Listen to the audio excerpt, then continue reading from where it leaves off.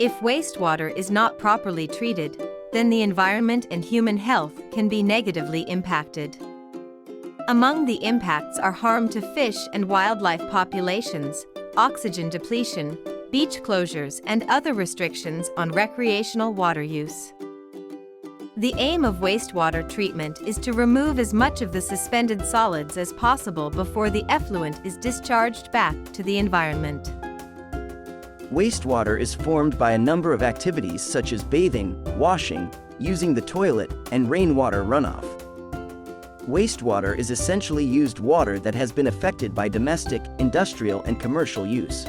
Some wastewaters are more difficult to treat than others. For instance, industrial wastewater can be difficult to treat due to its high-strength nature. Domestic wastewater, on the other hand, is relatively easy to treat. There are a number of ways in which wastewater can cause pollution problems, considering not all waste makes it to wastewater treatment plants.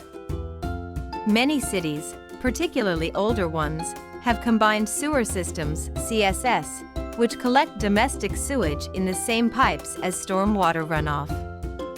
After heavy precipitation, street gutters collect more water than the system can hold, and a combination of raw sewage and storm water is released directly into the environment, otherwise known as a combined sewer overflow, CSO.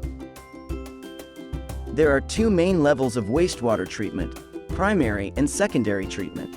In the primary stage, solids are allowed to settle and be removed from wastewater.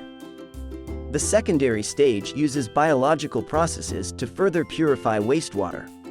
Sometimes these stages are combined, and in some cases additional treatments such as tertiary treatment and advanced wastewater treatment are used.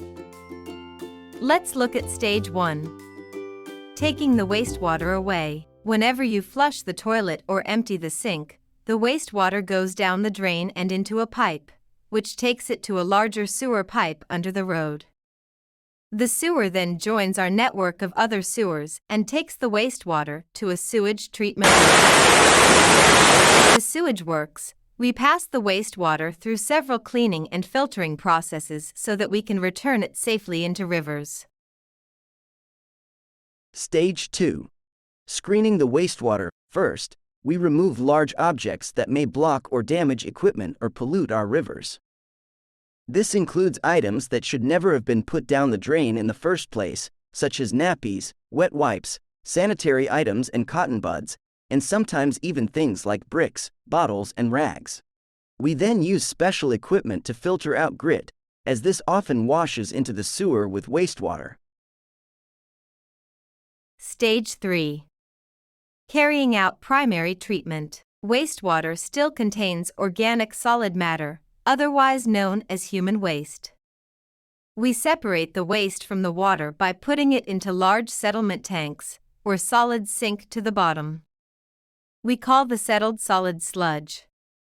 Large arms or scrapers help to push the sludge towards the center, where it's then pumped away for further treatment. The cleaner water passes over a wall near the top of the tank, ready for the next stage of the treatment process. Stage 4. Secondary treatment. Although we've removed the visible bits of sludge, we need to take out some of the smaller and sometimes invisible organisms as well. At our larger sewage treatment works, we put the wastewater into rectangular tanks called aeration lanes, which pump air into the water. This encourages the useful bacteria to break down and eat the harmful bacteria. The more the useful bacteria eat, the more they grow and multiply, until all the nasty bugs have gone. Stage 5. Carrying out final treatment, we pass the treated wastewater through a final settlement tank, where the useful bacteria sink to the bottom. This forms more sludge, which we recycle back to the secondary treatment stage. The clean water then passes over a wall near the top of the tank. At this point, we may need to carry out one additional treatment, filtering the water slowly through a bed of sand, which catches any remaining particles. Stage 6. Generating power. We treat the sludge we collect at the start of the process so that we can put it to good use. We recycle most of it to agricultural land for farmers to use as fertilizer, but we also use it to generate energy. We do this in several different ways. 1. Thermal destruction. We dry the sludge into blocks called cake, which are then burned to generate heat. We capture this heat and turn it into electricity. 2. Combined heat and power. We treat the sludge using a process called anaerobic digestion. This heats the sludge up to high temperatures, encouraging the bacteria inside to break down the waste. This creates biogas that we can then burn to create heat, which in turn creates electricity. Stage 7. Returning water to the river and solids to land. Once the wastewater is clean, we can return it safely to local rivers and streams. Putting clean water back into the river is very important, as it helps to keep water flowing and wildlife thriving.